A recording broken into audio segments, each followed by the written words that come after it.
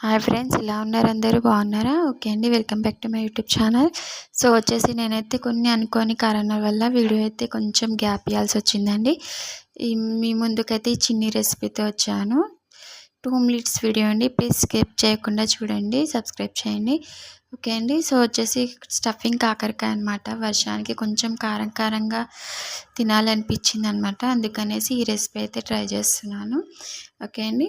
So వచ్చేసి చాలా simple recipe.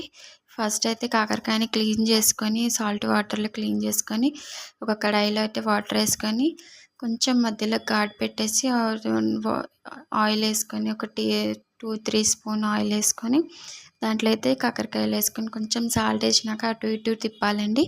So కొంచెం వేగినాక ఒక 5 మినిట్స్ వేగినాక పక్కన తీసేయాలి. అవి కొంచెం చల్లారితే ఈలోకైతే కొంచెం పౌడర్ ఉంటుంది కదా, పౌడర్ రెడీ చేస్తాను, చూపిస్తాను మీకు. చాలా బాగుంటుంది. మెయిన్ ఇంగ్రీడియంట్స్ అండి. ఫస్ట్ అయితే నేను కొంచెం పల్లీలు తీసుకున్నాను, కొంచెం వేయించిన పల్లీలు అండి. ఆ పల్లీలో జీలకర్ర, ఉప్పు, పసుపు, కారం, కొన్ని ఎల్లిపాయలు వేసి కొంచెం అవి కొంచెం గ్రైండ్ చేసుకోవాలి. సో గ్రైండ్ చేసుకొని మళ్ళీ అవి కాకరకాయలు అయితే ఘాటు పెట్టుకున్నాం కదా మనము ఆయిల్లో ఫ్రై చేసినాక, అందులో అయితే ఇవి స్టఫ్ చేసుకోవాలన్నమాట. ఒకదాని ఒకటి మంచిగా స్టఫ్ చేసుకోవాలి. తర్వాత అదే కడాయిలో కొంచెం ఆయిల్ వేసుకొని మళ్ళీ తాలింపు దినుసులు వేసుకోవాలండి. ఎక్కువ ఇంగ్రీడియంట్స్ అయితే నేనేమి యాడ్ చేయలేదు ఇందులోకి.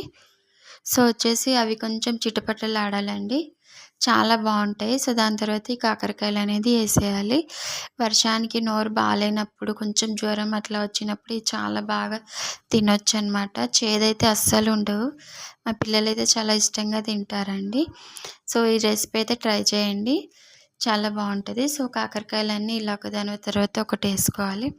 మధ్యలో కొంచెం నాకు హెల్త్ ప్రాబ్లం వచ్చిందని దానివల్ల కొంచెం వీక్ అయిపోయాను అనమాట. ఓకే అండి. సో అవన్నీ వేసినాక మళ్ళీ కొంచెం ఆ పౌడర్ అనేది మిగిలిపోయింది, అది కూడా వేసేస్తున్నాను అనమాట. పైన వేసేసి మంచిగా కలిసేటట్టు స్పూన్తో అయితే కలుపుకోవాలన్నమాట. చూడండి, ఇలా చిన్నగా స్టఫింగ్లో నుంచి బయటికి రాకుండా మొత్తం కలిసిపోయేటట్టు మంచిగా కలపాలండి.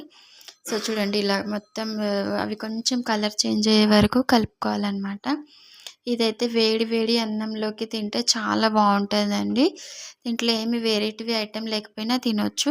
ప్లీజ్ సబ్స్క్రైబ్ చేయండి. రెడీ అయిపోయింది మా స్టఫింగ్ కాకరకాయ, ట్రై చేయండి. Okay, thank you for watching.